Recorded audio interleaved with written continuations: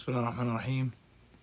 Alhamdulillah Rabbil Alameen. As-salatu was-salamu ala Rasulillah wa ala alihi wa sahbihi ajma'in. Amma ba'd.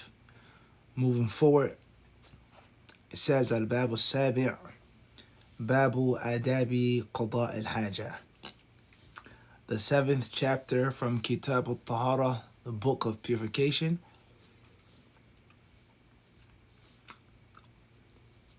Etiquette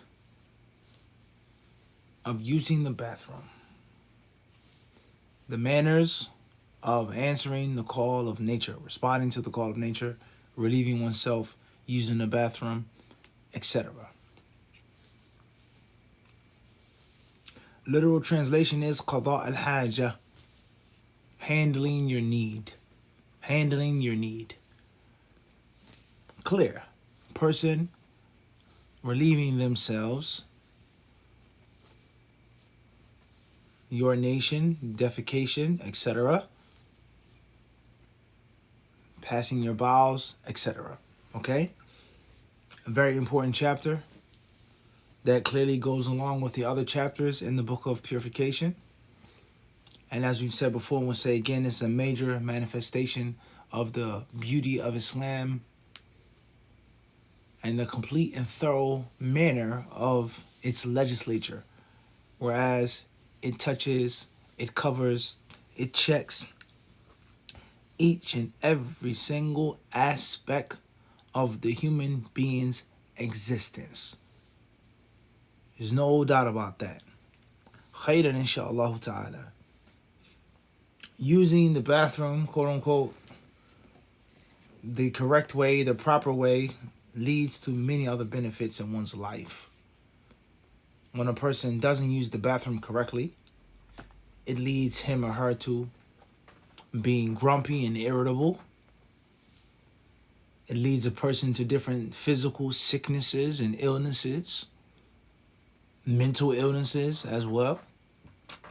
Not using the bathroom properly leads a person to spiritual illness. A person being filthy, unclean, not relieving himself in the proper way, the proper manner. Of course, we as Muslims, we believe in the unseen. And we have firm belief in the unseen. And from the unseen is the existence of the jinn. And from the existence of the jinn is their relationship with man, with the human being. And from that is the touching of man. From that is the possession of man. From that is the entering into man, etc. And oftentimes that takes place in or at or via or during the process of relieving oneself, becoming naked. Now, removing that filth, undesirable matter from your body, right? And doing it improperly, having it splash on you, not cleaning yourself properly, being in the bathroom in an improper manner, etc. all leads to that. It all leads to that. So a person that doesn't relieve themselves the correct way leads to physical harm, mental harm, spiritual harm. Naam. Very important in Islam. Naam. Khairan inshallah ta'ala. Oftentimes you learn the beauty of a thing through its opposite. So you look at what non-Muslims do, how they use the bathroom, what are their manners, what's their etiquette, versus the Islamic etiquette and the Islamic manners. A world of a difference with regards to covering the aura. World of a difference with regards to cleaning yourself. What do you use to clean yourself? Water, paper, nothing, a shake, a drip, whatever the case may be. Men go to the bathroom, they just, women go to the bathroom and they just, like it's nothing. Just think about that and just think how blessed you are to be a Muslim. And imagine if you were that type of non-Muslim that just walks around all day long with urine in their underpants. Think about that. If that were you, just think about that. Think about if that was your life, right? Think about all of the problems that leads to in this world and in the grave. Not cleaning yourself. And not it being a matter of preference but you have to clean yourself when you urinate, with this or with that, one way or another. That's very interesting. Shyness and shame, talking while you relieve yourself, so on and so forth. And the list goes on. Homosexuality, right? Homosexuality, lesbianism, and many different things we can discuss and pull out of this. And not to get too deep or get too philosophical, as we always say, you just look at the people who are credited with making the first large public lavatories, large public bathrooms. And to my limited knowledge, the people that are credited with that are the Romans, the ancient Romans. Maybe before the Romans, I don't know. But for sure, they're credited with being the founders of the public lavatory, and it being big for many people to use the bathroom at the same time. So if you look into the history of that public lavatory, how it was structured, and the total, and I mean total lack of shyness, total lack of privacy, total lack of shame when a person is, number one or number two. They would sit and talk about politics and this and that and Colosseum and so on and so forth as they're, doing their due, just like that.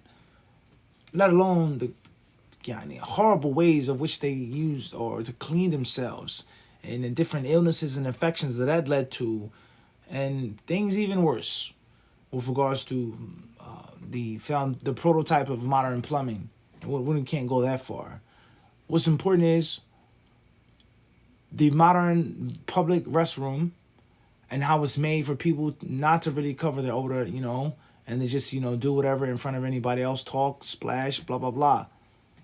And obviously, you look at the one of the strongest or largest contributors to the modern Western society are the Romans. And look at how rampant homosexuality was, or men having boy lovers and loving little boys and other men, and the concept of their odors being exposed constantly, and being nonchalant when it comes to nakedness. I don't think that can be an accident. Wallahu ta'ala alam.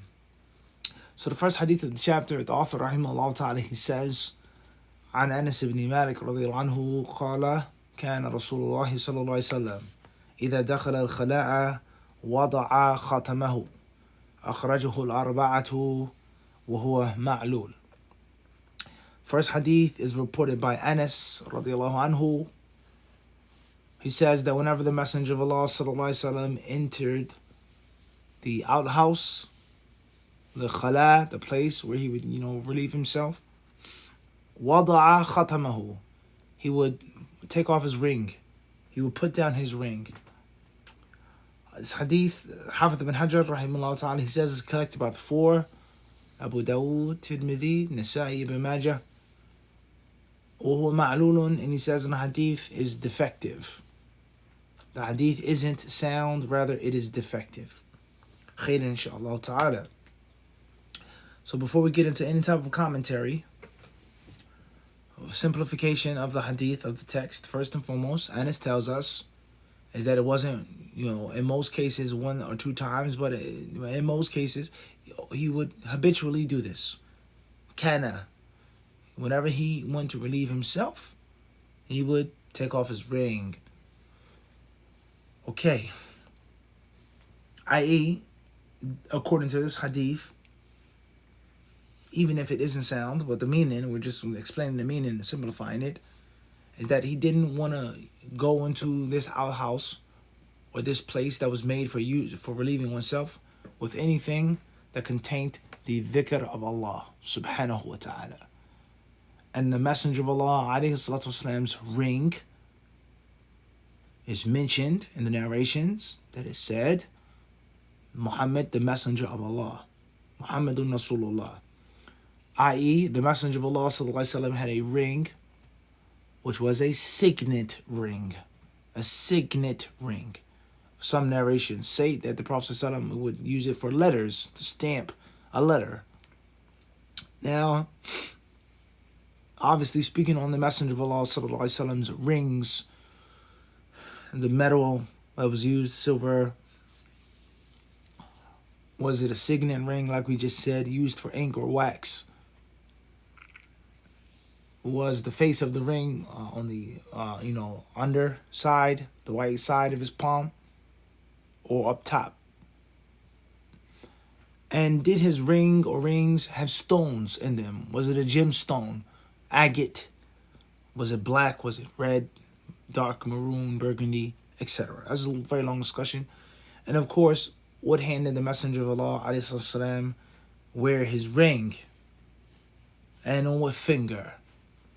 A pinky ring, as we say, the smallest finger, ring finger, etc. We're not here to discuss ahkam, the rulings of rings, which is a very important discussion to have. Khairan inshallah ta'ala. Alright, so that's the hadith, and the author says this hadith is weak. It isn't sound, it's not sound, even though it appears to be sound. But there is a hidden problem with this hadith, preventing it from being acceptable according to the hadith science. That's what's meant by illa. طيب. Moving forward, he says, San'ani, our commentary, he says, وذلك لأنه من رواية همام عن ابن جريج عن الزهري عن أنس ورواته ثقات لكن ابن جريج لم يسمعه من الزهري بل سمعه من زياد بن سعد عن الزهري ولكن بلفظ آخر هو أنه صلى الله عليه وسلم اتخذ خاتم من ورق ثم ألقاه والوهم فيه من حمام كما قاله أبو داود وهمام ثقة كما قال ابن معين وقال أحمد ثبت في كل المشايخ وقد روي الحديث مرفوعا ومنقوفا عن أنس من غير طريق همام وأورد له البيهقي شاهدا ورواه الحاكم أيضا بلفظ إن رسول الله صلى الله عليه وسلم لبس خاتما نقشه محمد رسول الله وكان إذا دخل الخلاء وضعه إلا أنه قال البيهقي بعد السياق هذا شاهد ضعيف. Okay, خير إن شاء الله تعالى. So why the hadith is weak? Sanani, he goes on to explain the different versions of the hadith, those that are incorrect and those that are correct. And this version stating that the Messenger of Allah would do this is the incorrect version, an error made by one of the sub-narrators, and the discrepancies concerning the conditions of the hadith being sahih or not, which we're not going to get into right now. Let's move forward. Bi'idhnillahi ta'ala. What's the main lesson from this hadith? He says, وَالْحَدِيثُ دَلِيلٌ عَلَى الْإِبْعَادِ عِنْدَ قَضَاءِ الْحَاجَةِ كما يرشد إليه لفظ الخلاء فإنه يطلق على المكان الخالي وعلى المكان المعد لقضاء الحاجة ويأتي في حديث المغيرة ما هو أصرح من هذا بلفظ فانطلق حتى توارى وعند أبي داود كان إذا أراد البزارة أو كان إذا أراد البرازة انطلق حتى لا يراه أحد ودليل على تبعيد ما فيه ذكر الله عند قضاء الحاجة. وقال بعضهم يحرم إدخال المصحف إلى الخلاء لغير ضرورة قيل فلو غفل عن تنهية ما فيه ذكر الله حتى اشتغل بقضاء حاجته وغيبه في فيه أو في عمامة أو نحوه وهذا فعل منه صلى الله عليه وسلم وقد عرف وجهه هو صيانة ما فيه ذكر الله عز وجل من المحلات المستخبثة فدل على ندبه وليس خاص من الخاتم بل في كل ملبوس فيه ذكر الله. Okay, he says this hadith is a proof, it's a dalil for two main points. Point A is that a person shouldn't use the bathroom, the restroom. A person shouldn't relieve himself within a close vicinity of others. Rather, he should be by himself, away from others, as far as possible. And this is taken from the part of the hadith, al-khala, yani al-makan al-khali, an empty place. He didn't relieve himself right in front of everyone, so on and so forth. Like we mentioned, the modern stalls and urinals today, Johns, whatever you want to call them, the Western culture, total lack of shyness, making fun of people, that etc. etc. etc. So a person shouldn't do that. Man or woman shouldn't just relieve themselves in front of everybody like it's nothing, like it's normal. And the second, and obviously he says this is going to be explained later, a hadith that is even more direct to the point concerning going far and being away from people. And there are many wisdoms behind this. The scholars mention, obviously, a person can relieve himself in peace and not feel embarrassed or ashamed. Versus you using the bathroom in front of someone or close to someone, you may not, truly relieve yourself the way that you need. And obviously that's going to hurt and harm your system. It's going to hurt and harm your system. And that is a problem. You don't want to offend anyone. You don't want no one to laugh at you, so on and so forth. And that's a problem. Okay. Khairan, inshallah. And of course, the second benefit from the hadith or main lesson is a person not taking something that has Allah's name mentioned upon it or in it into the place of leaving oneself, as we explained. What do you do if you fear someone's going to steal your book or steal your ring or take it? A non-Muslim's going to disrespect the Mus'haf, whatever. You take it with you. You take it with you. Lesser of the two evils. Whether you have to wrap it in your clothes, whether a person has to put the ring in their turban, their mouth, he mentions. Whatever you have to do to prevent Allah's name being exposed in that filthy, foul place. Naam, khair inshallah. Now, doesn't mean that it's haram, that it can't be done, or does it mean that it's recommended to act in this manner? Does it necessitate that it's haram? It cannot be done. You can't bring a book or anything. It doesn't necessarily state that. It doesn't necessarily say that. And that isn't a benefit taken from this hadith that it has to be, that it is haram. Understand? La yalzam. That's not the case, okay? That's what? That's not the case. That isn't the case. That isn't the case. But it says nadbihi. All right? A recommendation. Okay? And some say that a mushaf cannot be taken into the place of relieving oneself unless it's a necessity. And we just mentioned to you some of the reasons why it would be a necessity. Now, as well, he says it isn't specific to rings. It isn't specific to a ring, anything, a necklace, anything that has the dhikr of Allah upon it, a book, a necklace, so on and so forth, right? Piece of clothing, whatever it may be.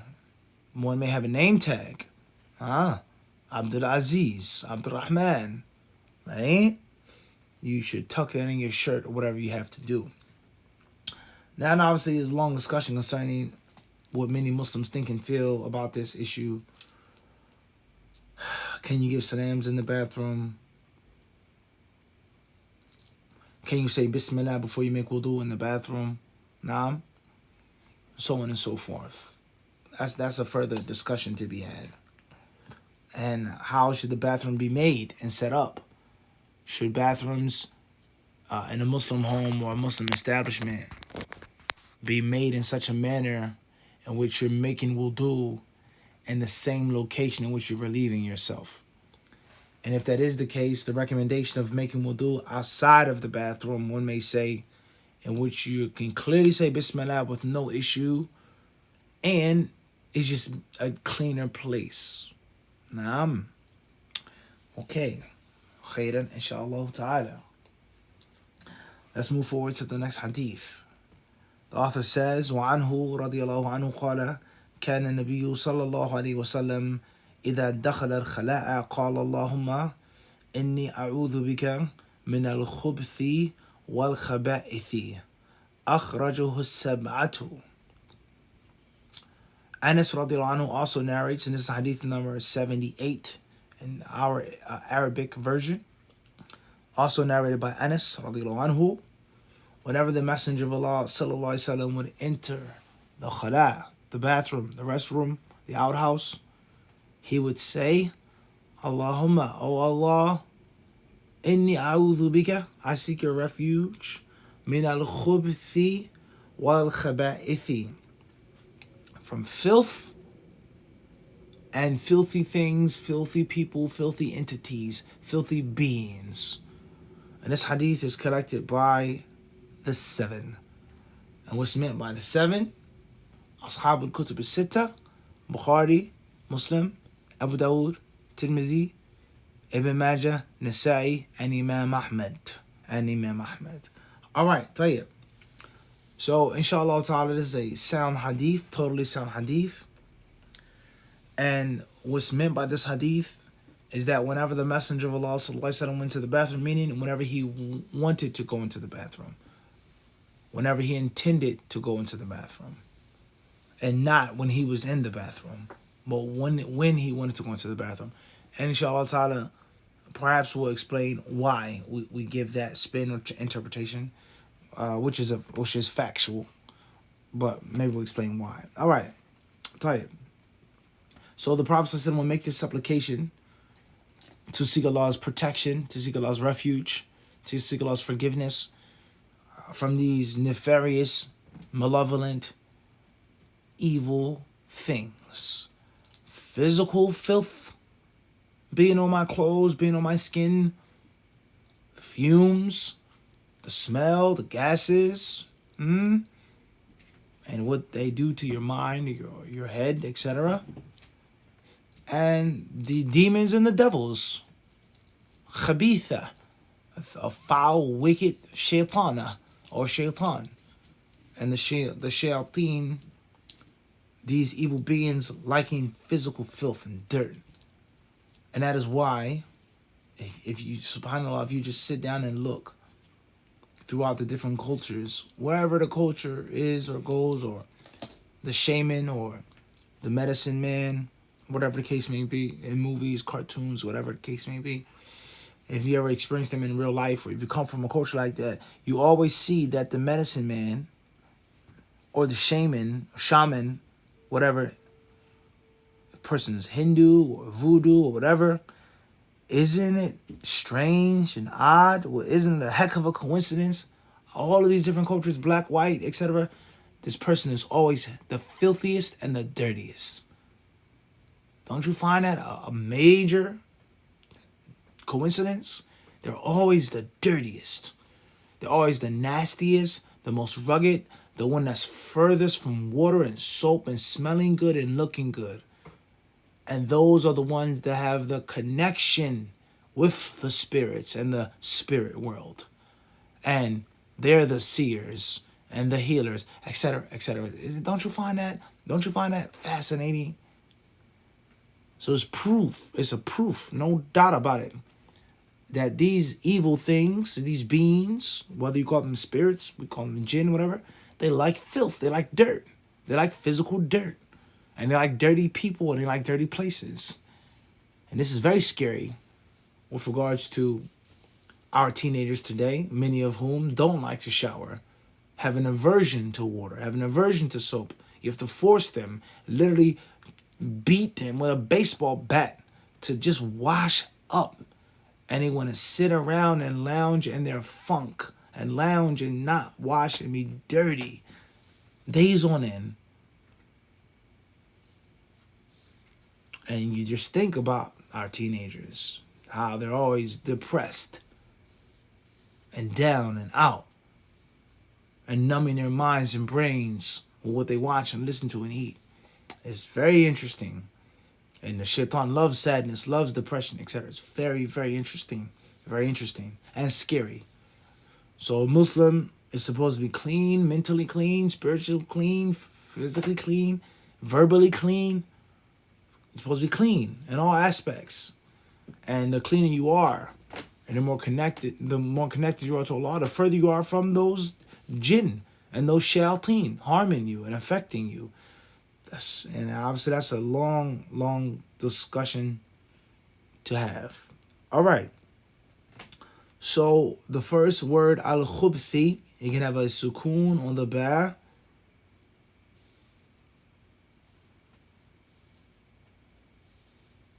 or a dhamma on the ba. So you can say al-khubthi or al-khubuthi. And obviously, one meaning filth and one being male shayateen, plural of khabith. And obviously, khaba'ith being the plural of the female jinn. طيب. Khayran, inshallah ta'ala. A few issues here the author talks about with regards to, do you say Bismillah, Allahumma inni a'udhu bika min al-khubthi wal khaba'ith or not? Alright? And that's an interesting discussion. Obviously, some are going to say that you can and should. But this hadith just says, Allahumma inni a'udhu bika. Tayyib. What do you do when you're about to relieve yourself and it's outside? You're not in a building. There's no wall or ceiling. Do you make the dua? Or not? Inshallah, you make the dua when you're about to lift up your garment or squat down or whatever the case may be. Did the Messenger of Allah ﷺ say it out loud or did he say it silently?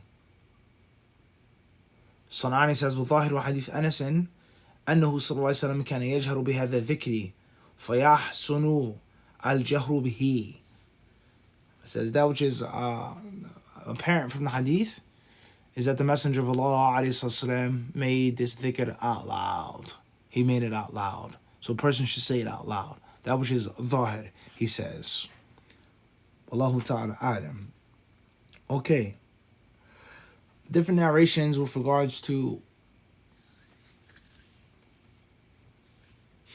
these places of relieving oneself being attended by the shayateen, visited by the shayateen, and the importance of protecting yourself. As we said, belief in the unseen, belief in shaitan, belief in the devils and the demons, belief in the jinn, not being afraid of them, only being afraid of Allah, their creator, their maker. And a person, a human being, realizing that these shayateen, they have an advantage. From those advantages, they come into our world without permission. Humans don't go into their world unless they have some type of permission or initiation, such as people who do sihr.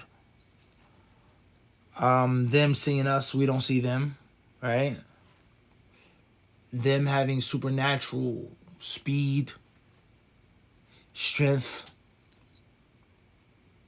lifespans, whatever the case may be.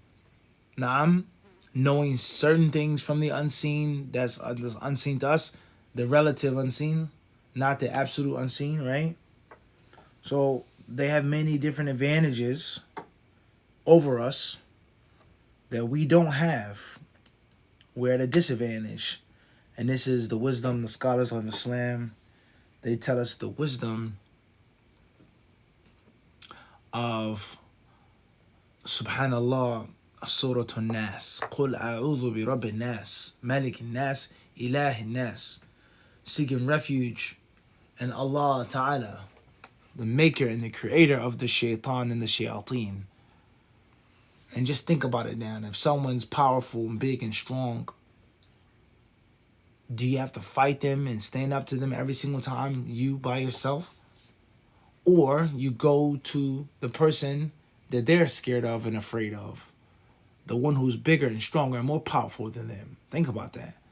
You're talking about warfare, and you're talking about a country only existing or a country surviving and winning because of its ally and the power of its ally. The power of its ally, knowing that it's up against something or someone that it may be too strong for them. So that's fine. I'm going to go to the one, well, I get that, right? You know, so that's a tremendous amount of wisdom. Allah tells us to go back to the one who made the shaitan, who whispers and who wishes to harm man and envies the son of Adam and hates the son of Adam. So Surah Al-Falaq and Surah Al-Nas, extremely important, like the whole Quran, of course. But very important to truly understand Surah An-Nas and the relationship between human and jinn and seeking Allah's protection. Of course, Surah Al-Jinn as well. And being afraid of these demons and devils, what it does to you, how it makes you weaker. That's a very long discussion. Surah Al-An'am, chapter 6, when Allah subhanahu wa ta'ala talks about on the day of judgment, it will call out to them and it will say, Allah will say to them, indeed you have قَدْ اسْتَكْثَرْتُمْ, all right, that you've dealt with the humans a lot. You've exploited them. You've suckered them for a long time. They were your agents, right? قَدْ اسْتَكْثَرْتُمْ. You've taken a much from the humans. So the relationship between human being and jinni, sorcery, magic, witchcraft, fortune telling, divination, palm reading, psychic, etc. It's a very, very long discussion, and it's important for the Muslim to understand the reality of sihr and the reality of jinn possession and these different things. Hasad and ayn is real, and it's okay. You go back to Allah subhanahu wa ta'ala, the greatest, the most powerful, the mighty and the majestic. Ruqya, right? So on and so forth. Wiswas, Naam. Many, many different things to discuss and talk about. We'll stop here. This is only a class on fiqh of hadith, nothing else. Walhamdulillahi Rabbil Alameen.